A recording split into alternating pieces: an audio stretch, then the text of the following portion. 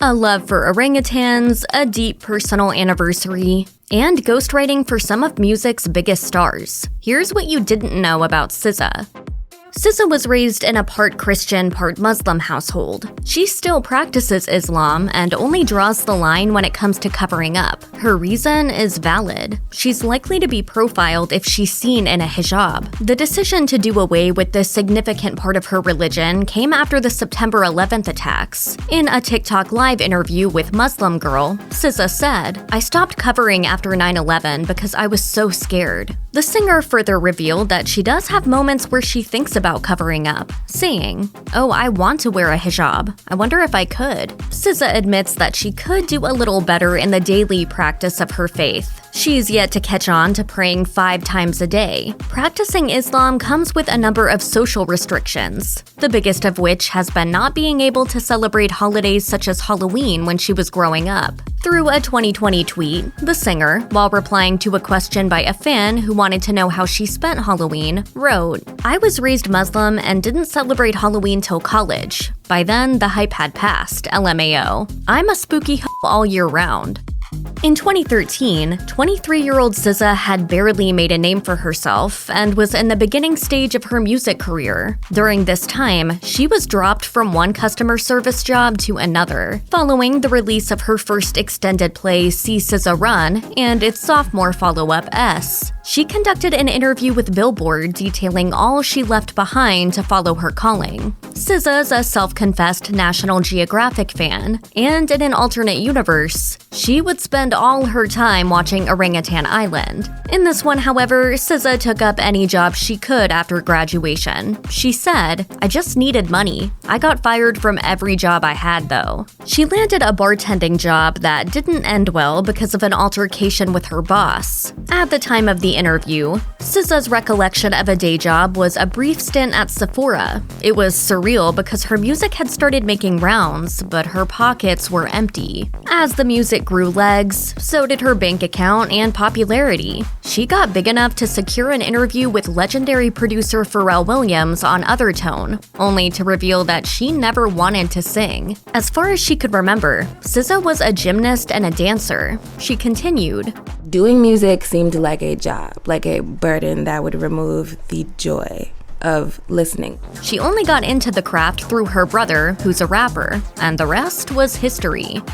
SZA does a pretty fantastic job when it comes to releasing hits. Besides her own collection of top-charting tracks such as Good Days and features like What Lovers Do, SZA could easily have a successful career as a songwriter. In a since-deleted interview with Sway's Universe, SZA said she's responsible for a good chunk of Beyoncé and Nicki Minaj's Feeling Myself. SZA is also credited with writing Consideration, the opening song from Rihanna's last studio album, Anti. In a Rolling Stone interview, SZA shared parts of her writing process, which on occasion can be as fun as writing at Rick Rubin's house. According to SZA, the producer's house is very healing. Of her songwriting process, there is a solid rule that towers above all. SZA does not name any of her songs after the lyrics. She explained her thinking in an interview with GQ, saying, "I never name a song like after the lyrics because I feel like that's stupid."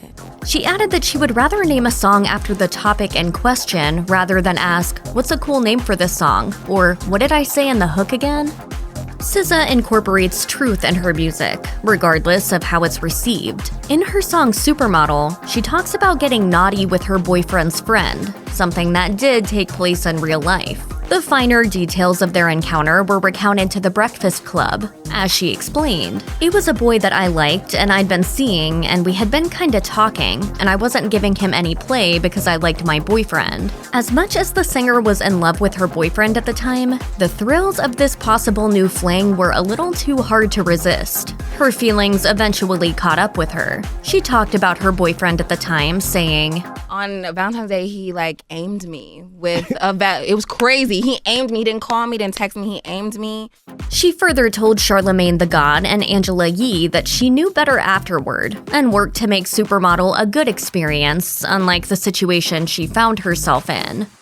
Not only do events awaken the anxiousness in SZA, but interacting with the media does too. This is largely because however much she tries to be in charge of her own image, she gets the short end of the stick. This discovery prompted her to eventually opt out of interviews. In February 2020, SZA expanded her thoughts in a tweet, "Not doing any videos, interviews, or photos for the rest of my life, lol, don't ask." SZA would later change her mind and grant an interview to Wonderland, explaining the reason behind her change of heart. She said, "The only reason is because I get creative control over this whole spread, and I get to take my own pictures for once in my life." She was hellbent on owning her narrative and not letting anyone else get in the way of how she presented herself to her fans, down to what she wore. She added, "I get to dress how I want to dress and light myself how I want to light myself. When you don't get to decide how people see you or what is even beauty to you or anyone else, through the lens of someone else, it can just get real dangerous."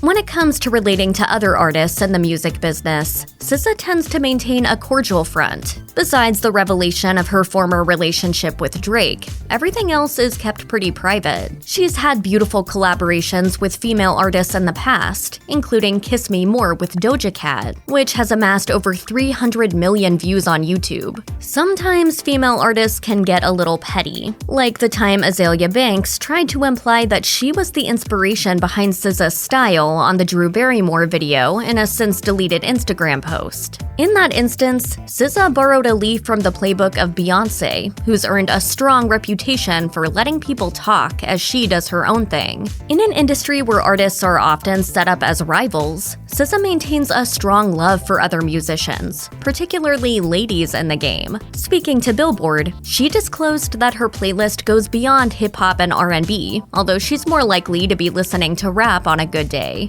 I love like Alabama Shakes, Ella Fitzgerald, Stevie Wonder, Music of My Mind. When talking about female artists she loves, SZA declared, "I love Tiana Major 9. She's so crazy. I've been listening to all the girls. Of course, Summer Walker, Kehlani, and Ari Lennox. Those are my favorites, but I love all these new ones coming out. I think it's a beautiful time for music."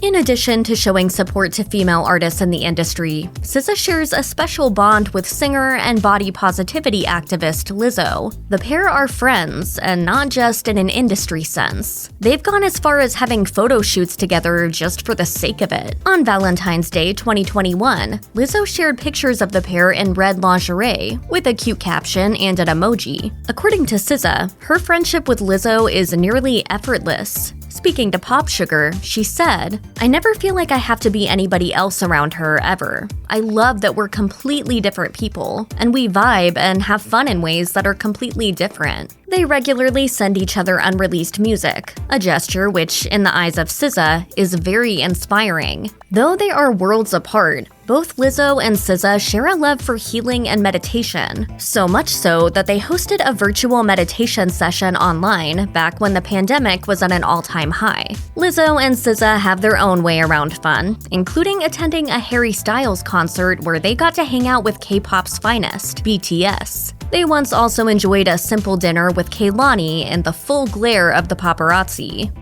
SZA's entry into the music industry came with its fair share of byproducts, the biggest of which is fame, and she's made her disdain of it no secret. She tweeted, "I swear to God, if I didn't accidentally fall in love with music, I would never come outside. Y'all suck the joy and life out of everything. Thank God for purpose, cause outside of art, it's y'all." In the past, SZA has been vocal about her struggles with anxiety. Fame, as it turns out, doesn't come naturally to her. During an interview with Finish Line Women, SZA revealed that she was forced to leave the Met Gala early because she was anxious. "I snuck out the back as soon as Lenny Kravitz hit the stage because I was feeling very like, whoa, my anxiety is going crazy." SZA begged not to be invited to any industry events, as she said in a tweet, "I have way too much anxiety to be outside." When it comes to dealing with social media trolls, her answer to bullies on TikTok was leaving the platform. Per Complex, she wrote in her Instagram stories that the move was in light of Mental Awareness Month, writing, "I encourage everyone to delete anything, anyone, and everything that doesn't serve you."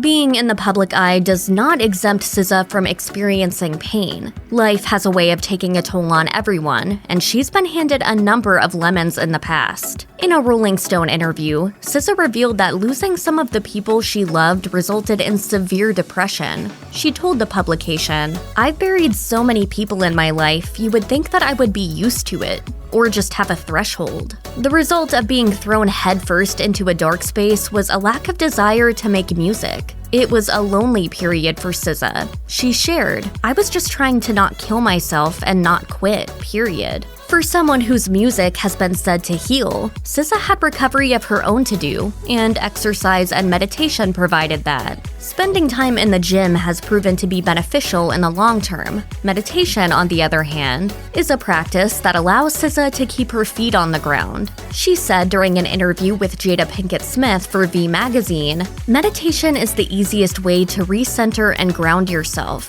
Sometimes I get really tired. I feel like I'm hitting a wall I'm about to break through. I just know I have to keep going because there's about to be some sort of weird endurance experience after."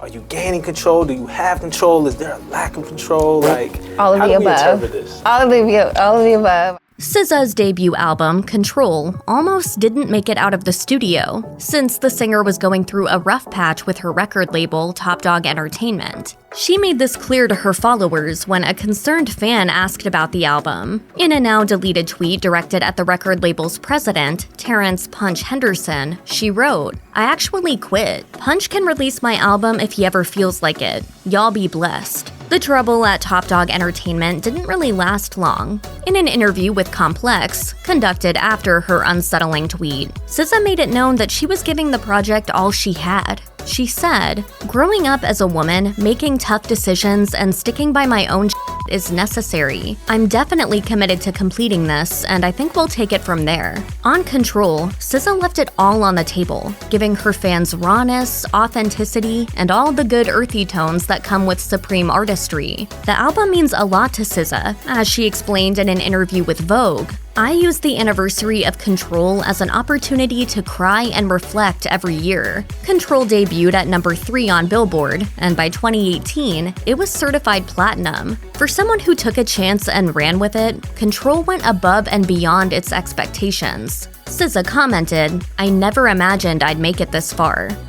SZA's 2022 couldn't have had a more perfect ending. In September, the singer was named on Time 100's Next list, sharing the spot with a number of great talents, including former actor Jeanette McCurdy and rapper Jack Harlow. On November 30th, SZA shared a set of pictures on Instagram and wrote, "What is this? Some sort of album?" She also confirmed to Billboard that S.O.S, her sophomore project, had a December release date. In the image, SZA is seated at the edge of a diving board surrounded by the deep blueness of a sea. She is sporting a jersey with both her name and the album's title in print, and a set of Timberlands. Her body is arched to the front, head tilted toward the sky, eyes gently closed, legs dangling off the board, signifying a certain calm. In an interview with Hot 97, SZA shared that the cover is an homage to a famous image of Princess Diana. She said that she was originally meant to be in a shipping barge, but she chose the Princess Di reference. She shared, "Because I just loved how isolated she felt, and that was what I wanted to convey the most." S.O.S was released on December 9th, 2022. If you or anyone you know is having suicidal thoughts, please call the National Suicide Prevention Lifeline at 1-800-273-TALK. That's 1-800-273-8255.